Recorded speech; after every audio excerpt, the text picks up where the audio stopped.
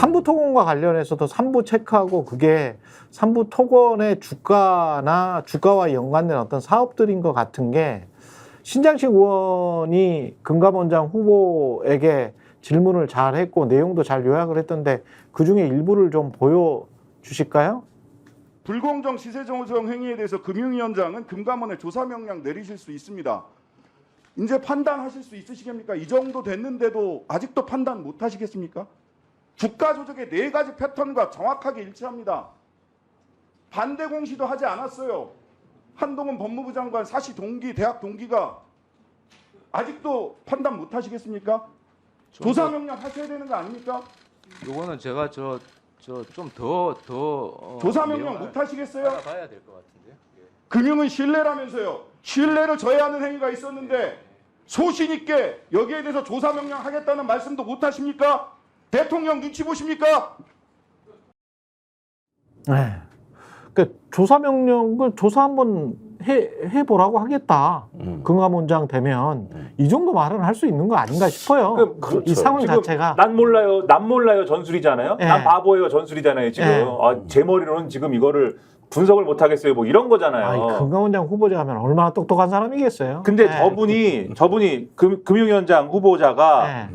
이력이 있을 거 아닙니까? 예. 제가 이력을 한번 말씀드려 볼게요.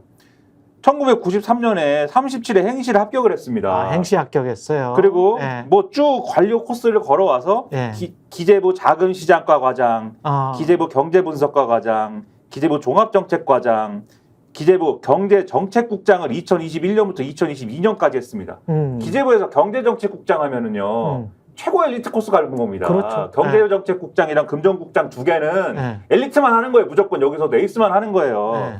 그리고 대통령 비서실, 경제수석실, 경제금융비서관 2022년 5월달 이 정부 들어서 하시고 기재부 1차관까지 하신 분이잖아요. 기재부 1차관 했네. 저거를 보고 근데 저거를 내가 모르겠습니다라고 하면은 그걸 정말로 몰라서 하는 말이라고 누가 믿습니까? 눈치 보고서는 지금 눈치 보고 그러면 이게 권력하고 연계되어 있는 일이 아니다라는 믿음을 강하게 이분이 가지고 있으면은 저거 보니까 이상하니까 내가 한번 조사해보라고 시킬게요. 이 말을 왜 못합니까?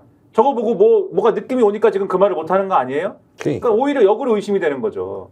이 사건을 좀 정리를 제가 해드리면 사건이라고 하기도 좀 민망한데 삼부토건 같은 경우에는 부채 비율이 지금 한 400% 되고요. 기업 규모가 한 재계 77위에 삼성이나 포스코, 한국전력이 뭐 이런 기업들과 비교를 하면 상대가 안 되는 기업이잖아요. 근데 이제 폴란드, 동구 유럽 이렇게 진출을 할 때 삼부토건도 임원들이 같이 갔어. 원희룡 장관과. 나는 이게 너무 이상해. 아니, 그게 이상한데. 재계 77위가 어떻게 같이 가지? 이걸 보세요. 네. 자, 원희룡 장관이 작년 6월에 우크라이나를 가는데 삼부토건이 수행하는데. 난 이게 너무 이상해. 거기에 삼부토건 대주주 DYD 있잖아요. 거기도 가요. 대주주도 같이 가? 네. 그 다음에 DYD의 또 대주주도 같이 가. 그러니까 경영진이 간 게 아니고 대주주들도 같이 가요? 대주주인지 뭐 경영진인지 난 모르겠는데 이게 그 연결고리가 전체가 다 가. 희한하네. 네. 그랬는데 예를 들어서 그때 우크라이나에 뭐 재건 지원을 한다 그러면 우리나라 건설협회도 있고, 그렇죠. 토목협회도 있고, 좀 퍼블릭한 기관들이 있다고. 거기가 가면은 오케이. 그럴 수도 있는 거 아닙니까? 그런데 그게 아니고 삼부토건은 관계된 대주주 라인들이 전부 다 가. 근데 제가 이거 관련해 가지고 어떻게 수행단에 들어가는지, 물론 삼성이나 현대 이런 데는 다 제외하고 이렇게 상대적으로 조그마한 기업들은 프리젠테이션을 하더라고요.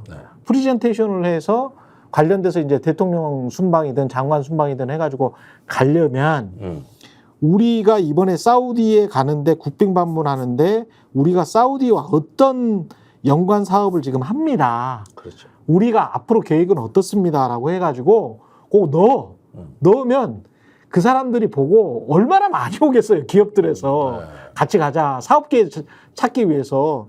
그리고 그거 보고 선택을 하는 거거든요. 제가 그 관련해서 그런 기업인을 알기 때문에 그렇게 해서 그 사람이 선택돼가지고 한번 갔어. 그 과정이 좀 복잡해. 그럼 삼부토건은 지금 어떻게 간 거지? 부채 비율 400%에 해외 사업 부분의 전체 사업 중에서 해외 사업 부분이 0.06%야. 네. 현재 진행 중인 해외 사업이 없어. 근데 이 동구권 같은 경우는 말도 안 통하잖아요. 네. 주로 러시아어 제일 어렵죠. 제일 어려운 거고요. 제일 어려운 지역이에요. 사업하기가. 아니 근데 한 번도 안 해봤던 회사를 데리고 간다고? 이게 말이 안 된다는 그러니까 거지. 건설 상장사 중에 건설 70이 밖에, 그러니까. 70이 밖이에요. 그러니까 이게 전반적으로 보면은 어떤 그 5월 중순부터 이제 주가가 뛰고 다음 달에 우크라이나를 가고 그렇더라고요. 그 다음에는 이제 저 대통령실에도 들어갔다는 거 아닙니까? 근데 기업 공시엔 이 내용이 다 빠져 있어요.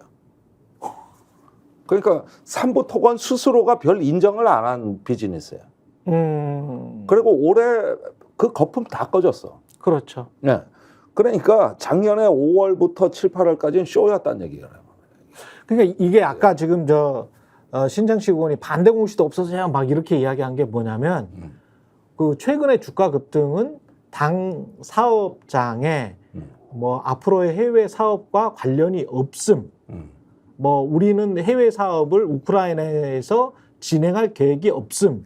이 반대 공시라는 거는 정직하게 주주들한테 본인들의 사업과 관련해서 있다 없다를 주가가 급등한 경우에는 말을 해주게 돼 있어요. 그렇죠. 말을 해주게. 그게 이게 반대 공시거든요. 그래서 진실되게 이게 홍보를 하는 게 IR인데 그 반대 공시도 없이 그냥 없어요. 쭉 주가 올라가는 거를 2, 3개월 지켜보고 거래량은 급등해가지고 한 100만 주 거래되던 게 한 4천만 주면은 한 40배 거래가 된 거잖아요. 네. 지들끼리 치고받고 막 하다가 주가는 5배 띄우고 나서 확 무너져 내린 거야. 그러니까 그런데 대주주들이 여기서 언제 빠져나왔느냐가 중요하죠. 그렇지.